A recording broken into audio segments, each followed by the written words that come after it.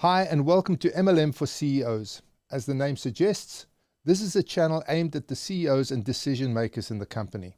If you're looking to use multi-level marketing as a route to market, then this is the channel for you. Today, I'm going to be dealing with another compensation element called differential commission. Now, remember, every compensation plan has various different compensation elements in it, and each compensation element drives a different kind of behavior.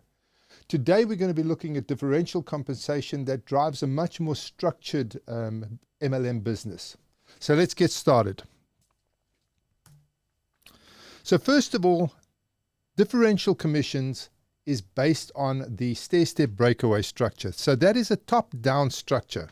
In other words, the company will go out and they will appoint a national leader. Now, this can happen in a number of different ways. For example, you could sell the rights to a country to somebody. So in the case of companies like Rainbow, somebody in South Africa, for example, would buy the national rights to sell that product within South Africa. They're called regional general distributors. In various different companies, though, that you can either allocate somebody in that position, you can hire them, or you can sell the position to somebody and have somebody leading the country. But it is a top-down approach. That national leader is then responsible for getting people in their various different areas. So let's say we're in the US, you might have a different leader in every one of the states. So that leader is responsible for running that state. So every single state would have leadership in it. Down the line, you would have regional distributors these regional people would control a region within a state. So you would then break the state up into multiple regions and somebody would control a section of the state there. Next, you get down to areas. So you might have an area like, I don't know, let's say New York. Now, what you don't want to have is you don't want to have a whole lot of people all crawling over New York. So what you would do is you would divide it into segments. So you might have somebody on Manhattan Island, you might have somebody else in the Bronx, etc., etc. So you might divide that area up into sections, into segments.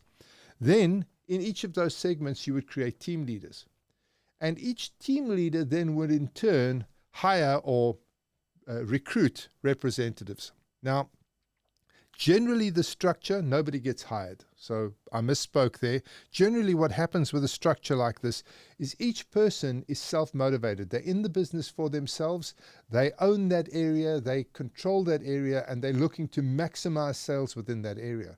So a team leader might have a small area which has 100,000, 200,000 potential clients, and they would then work that area over a period of time with a small team of people.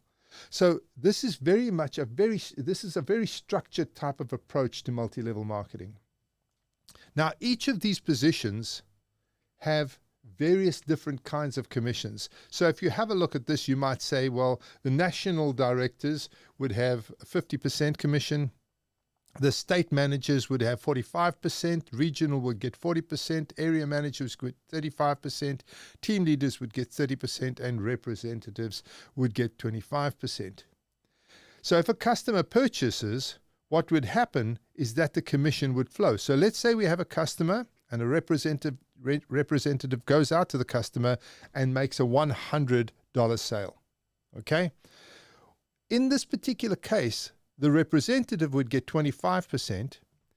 The team leader qualifies for 30%, so the team leader gets the difference between what the representative gets and what the team leader gets. So what the system will do is the system looks up the network and it says, okay, I've got to give away 30% here, but the first person I get to gets 25%, therefore I've only got 5% left. Who does that go to? Okay, it goes up the line to the team leader.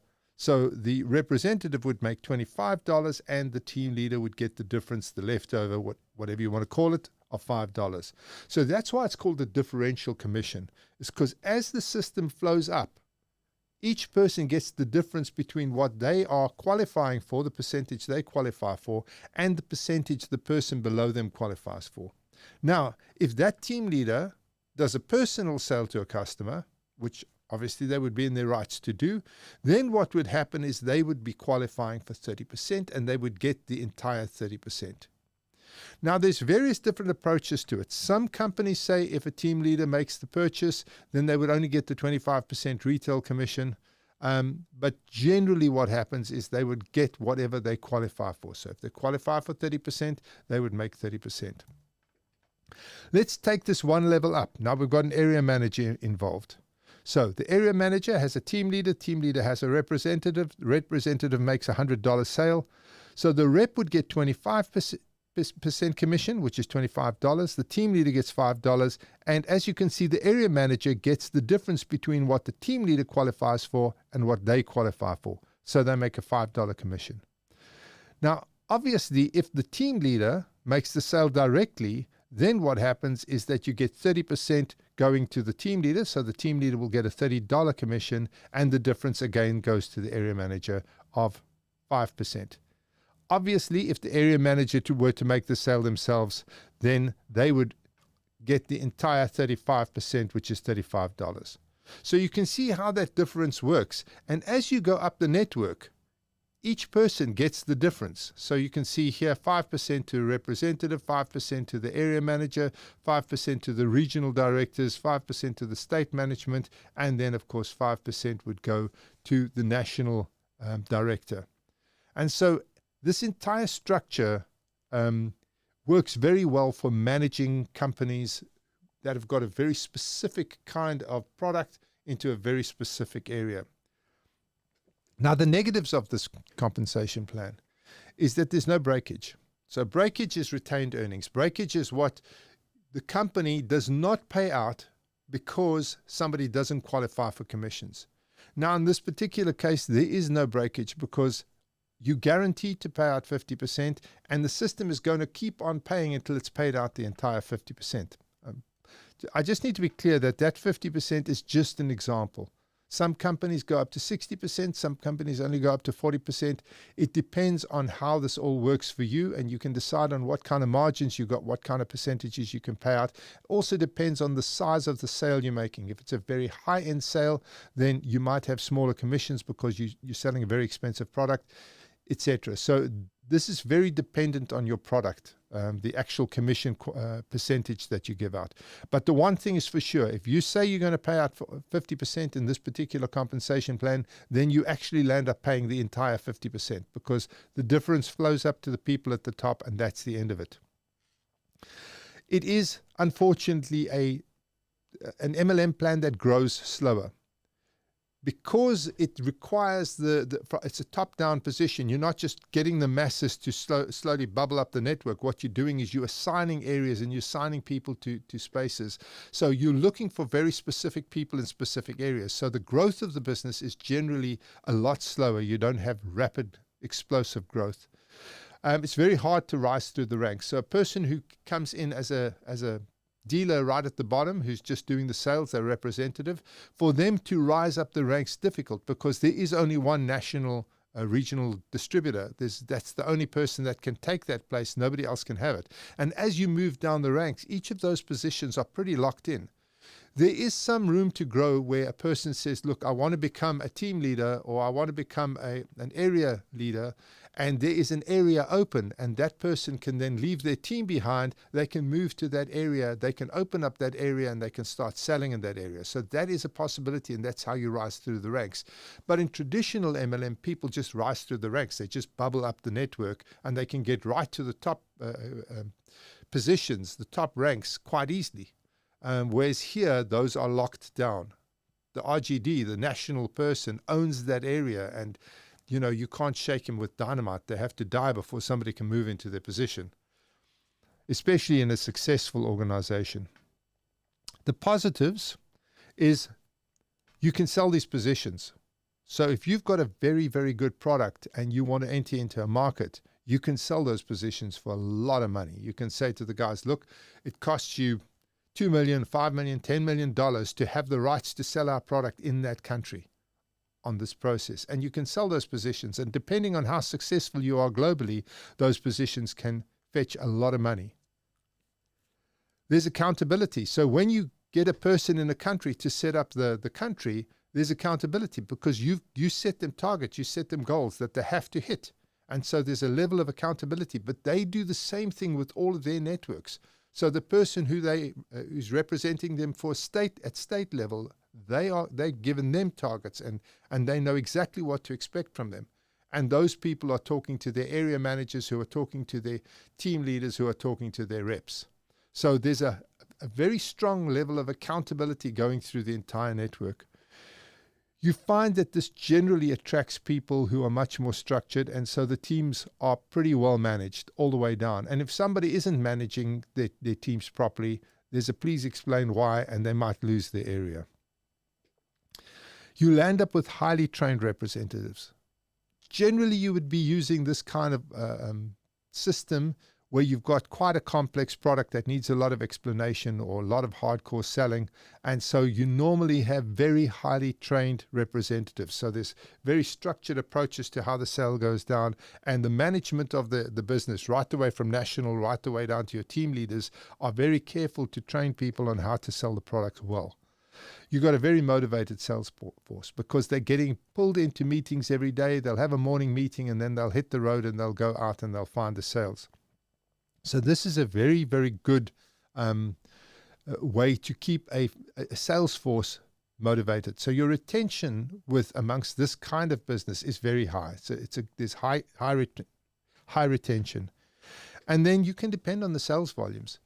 As your sales volumes grow with this kind of structure, they tend to be very stable, because people are actually depending on this literally to put food on their table and a roof over their heads. So they're out there every day plugging away at this. They're doing the sales, they're making the sales. So your volumes are fairly stable within this kind of structure. And of course, motivated sales force, I'm going to say that again, because one of your biggest problems in MLM is how do you keep your people motivated? So it's a key part of our industry. It's a place where everybody struggles, and if you don't have a motivated sales force, you struggle with retention. People just leave your business. So I've said that twice because I think it's very, very important. Now, where would you use this? Well, generally you would use it where the sales process is complex. So if you're selling something like a rainbow vacuum cleaner, that is quite a complex sale. The person has to go in, they've got a structured demonstration they've got to do, they've got to set up 3 to 5 appointments a day, they've got to be doing it in a specific way, they've got to know how to get leads out of each place they go into. So where there's a complex product or a complex demonstration, this kind of plan works really well. Key places that I would see it working, let's say you were selling ADSL services, or you were selling switchboard services, or you were selling some form of telecommunication solution. That kind of process is great. So it's very, very good for complex selling. It's also good where the installations are area bound. So if you were selling products that were, for example, for building, let's say you were selling products to architects, this would be a great way to go, because the person who's seeing the architect, the representative who's actually going to the architects, what you don't want is 20 people knocking on the same architect's door. So you want to ring fence an area and say, okay, you are going to see these 20 or 30 architects, and they are going to specify the products. So this is an excellent way of doing it if you are actually going out there to really knock on the doors of specific companies, and you don't want the architect or the professional or the builder or whatever to be getting hit by a whole lot of different people trying to get the product in the door. So that's really, really important. And that also controls cross-selling, so that you don't have people trying to undercut each other. Because if somebody's got an area, I can tell you right now, somebody else comes into that area and tries to sell in that area, all hell breaks loose. So you don't land up with cross-selling. You don't land up with people trying to undercut each other or fight with each other over pricing. You've got team management. So you know that there's a person on the ground whose livelihood depends on them managing the teams. And so this is a very, very good comp plan where you need strong team management. So that's it. Obviously, there's a huge amount of detail that still goes into a compensation element like this. The differential commission play, there's complexities in there. There's how do people get promoted? How do people qualify for their incomes? How do you train people? All of that kind of stuff. still comes into it. But this gives you a good idea of how that differential commission works. And if you've got a complex product or a complex sales process, this might be the exact commission element that you need to be focusing on within your compensation plan. So I'd like to thank you for joining me today. Remember to hit the like buttons and the bells and subscribe and all of the good stuff. Obviously, we really appreciate the support that you're giving us. And I hope that this information has been helpful today. And I look forward to presenting our next session to you next week. Thanks for joining me. Cheers.